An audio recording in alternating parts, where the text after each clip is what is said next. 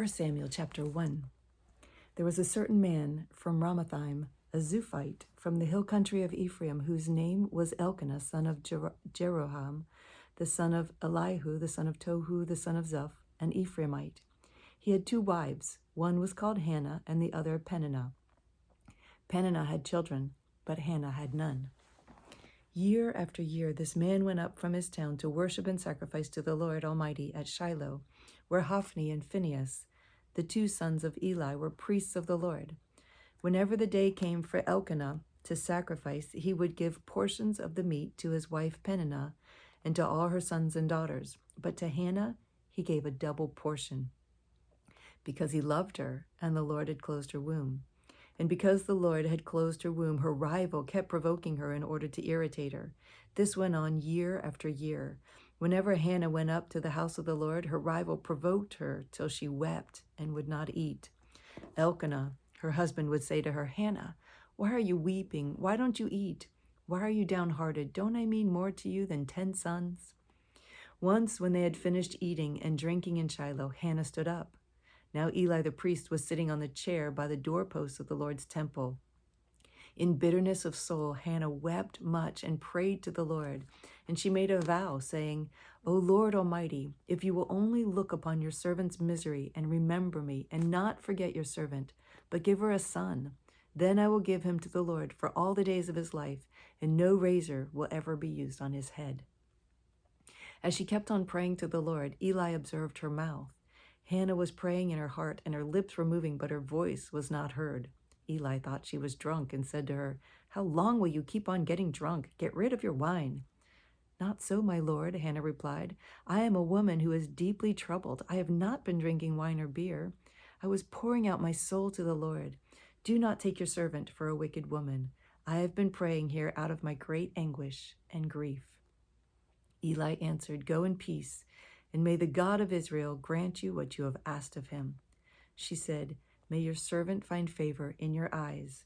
Then she went her way and ate something, and her face was no longer downcast. Early the next morning they arose and worshipped before the Lord, and then went back to their home at Ramah. Elkanah lay with Hannah his wife, and the Lord remembered her. So in the course of time, Hannah conceived and gave birth to a son. She named him Samuel, saying, "Because I asked the Lord for him." When the man Elkanah went up with all his family to offer the annual sacrifice to the Lord and to fulfill his vow, Hannah did not go. She said to her husband, "After the boy is weaned, I will take him and present him before the Lord, and he will live there always." "Do what seems best to you," Elkanah, her husband, told her. "Stay here until you have weaned him. Only may the Lord make good his word." So the woman stayed at home and nursed her son until she had weaned him. After he was weaned, she took the boy with her, young as he was, along with a 3-year-old bull, an ephah of flour, and a skin of wine, and brought him to the house of the Lord at Shiloh. When they had slaughtered the bull, they brought the boy to Eli, and she said to him, "As surely as you live, my lord, I am the woman who stood here beside you, praying to the Lord. I prayed for this child, and the Lord has granted me what I asked of him. So now I give him to the Lord. For his whole life he will be given over to the Lord." And he worshipped the Lord there. 1 Samuel chapter 2. Then Hannah prayed and said, "My heart rejoices in the Lord. In the Lord my horn is lifted high. My mouth boasts over my enemies, for I delight in your deliverance. There's no one holy like the Lord. There's no one besides you. There is no rock like our God. Do not weep. Do not keep talking so proudly, or let your mouth speak such arrogance. For the Lord is a God who knows, and by him deeds are weighed. The bows of warriors are broken, but those who stumbled are armed with strength. Those who were full hire themselves out for food, but those who were hungry hunger no more. She who was barren has borne 7 children, but she who has had many sons pines away. The Lord brings death and makes alive. He brings down to the grave and raises up. The Lord sends poverty and wealth. He humbles and he exalts. He raises the poor from the dust and lifts the needy from the ash heap. He seats them with princes and has them inherit a throne of honor. For the foundations of the earth are the Lord's. Upon them he has set the world. He will guard the feet of his saints, but the wicked will be silenced in darkness. It's not by strength that one prevails. Those who oppose the Lord will be shattered. He will thunder against them from heaven.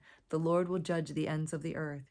He will give strength to his king and exalt the horn of his anointed. Then Elkanah went home to Ramah, but the boy ministered before the Lord under Eli the priest. Eli's sons were wicked men. They had no regard for the Lord.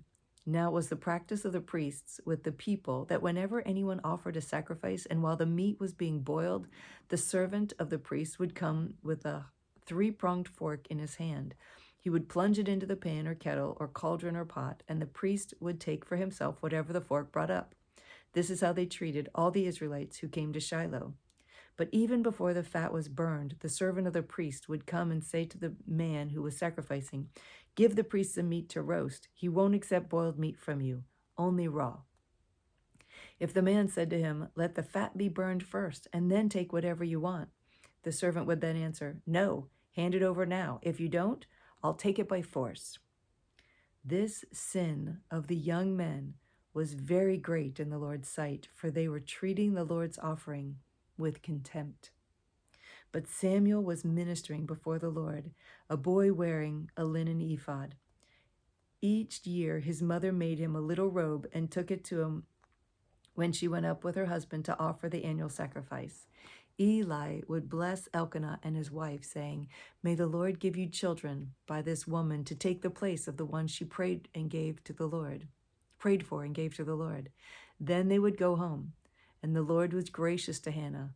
She conceived and gave birth to 3 sons and 2 daughters. Meanwhile, the boy Samuel grew up in the presence of the Lord. Now Eli, who was very old, heard about everything his sons were doing to all Israel and how they slept with the women who served at the entrance to the tent of meeting. So he said to them, "Why do you do such things? I hear from all the people about these wicked deeds of yours. No, my sons, it is not a good report that I hear spreading among the Lord's people. If a man sins against another man, God may mediate for him. But if a man sins against the Lord, who will intercede for him?" His sons, however, did not listen to their father's rebuke, for it was the Lord's will to put them to death. Ugh. And the boy Samuel continued to grow in stature and in favor with the Lord and with men.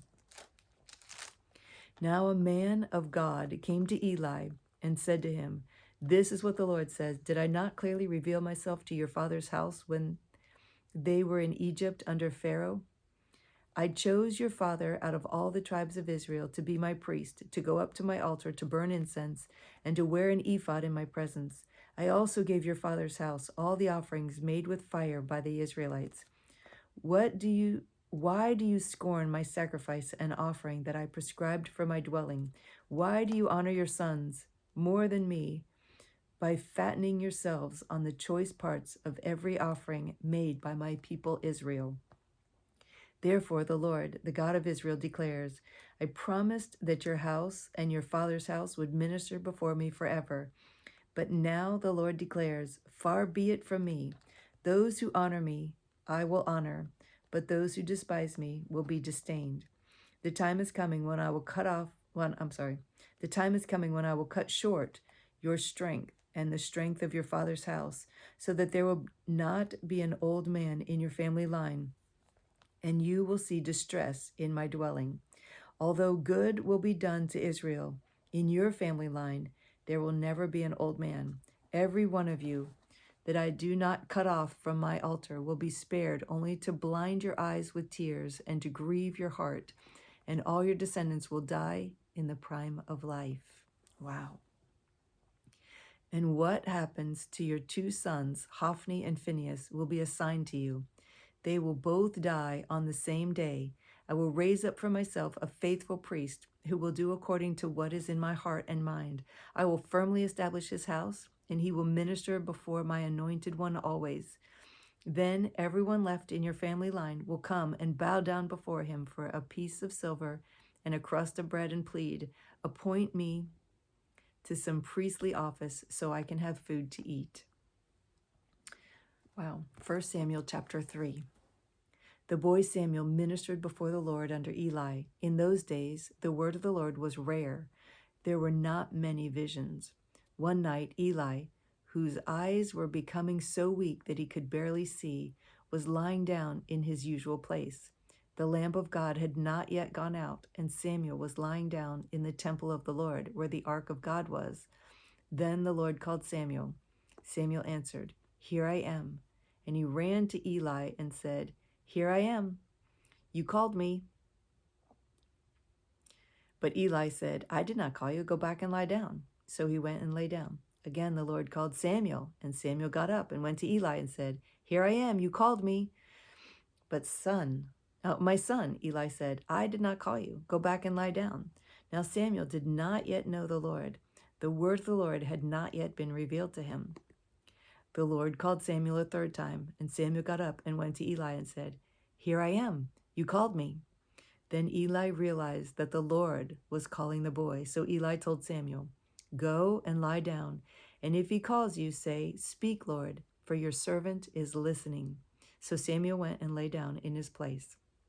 The Lord came and stood there, calling as at other times, "Samuel, Samuel."